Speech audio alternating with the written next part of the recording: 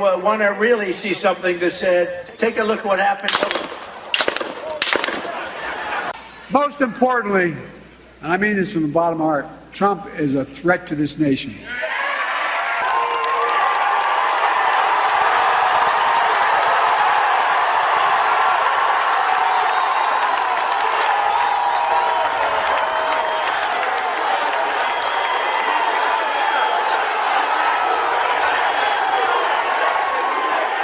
Trump is a convicted criminal. He was convicted by a jury of his peers of 34 felonies for paying hush money to a porn star and hiding from voters in 2016.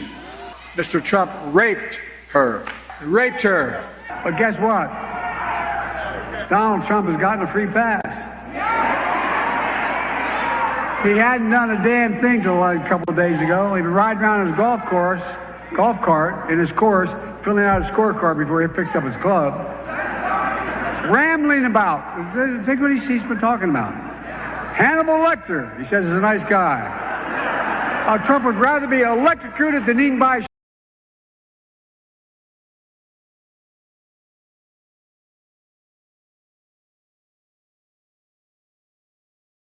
said if we were in high school, I'd take him behind the gym and beat the hell out of him. When was the last time an actor assassinated a president? They're still going to have to go out and put a bullet in Donald Trump, and that's a fact. Look as his character is stabbed to death. Where is John Wilkes Booth when you need him? This way. That's it right there. Pull it up. I have thought an awful lot about blowing up the White House.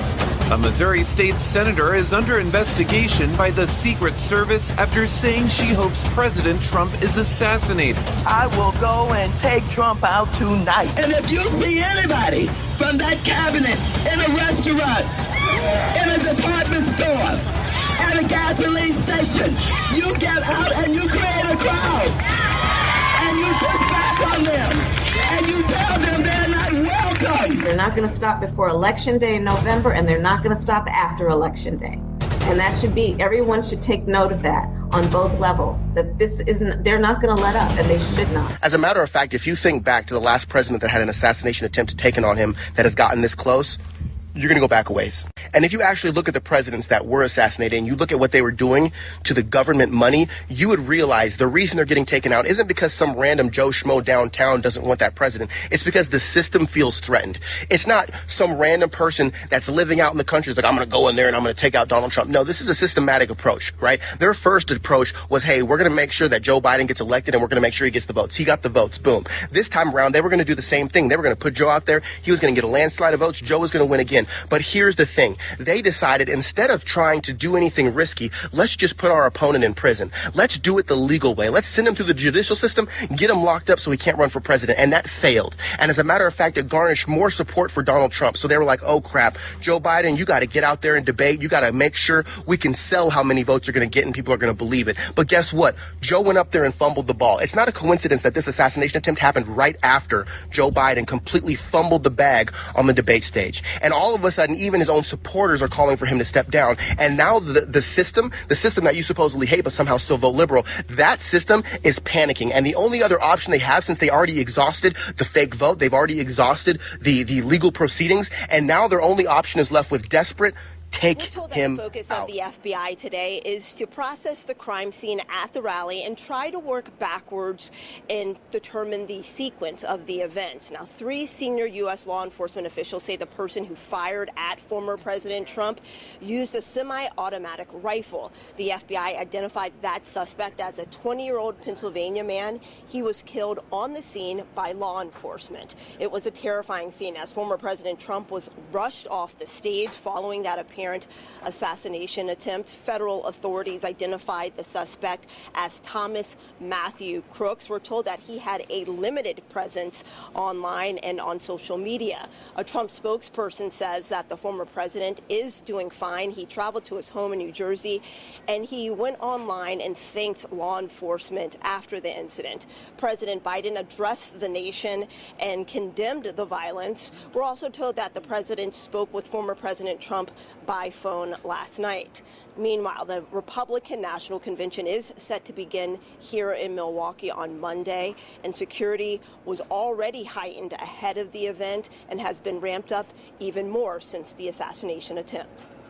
In Milwaukee, Bree Jackson. The next thing, right? I mean, we haven't had an assassination attempt on a US president, former or otherwise, since 1981. Of course, that was Ronald Reagan. So we've had a long period of time where we've felt that things are reasonably safe. Suddenly, very quickly, that has changed. What does that do for American politics more broadly?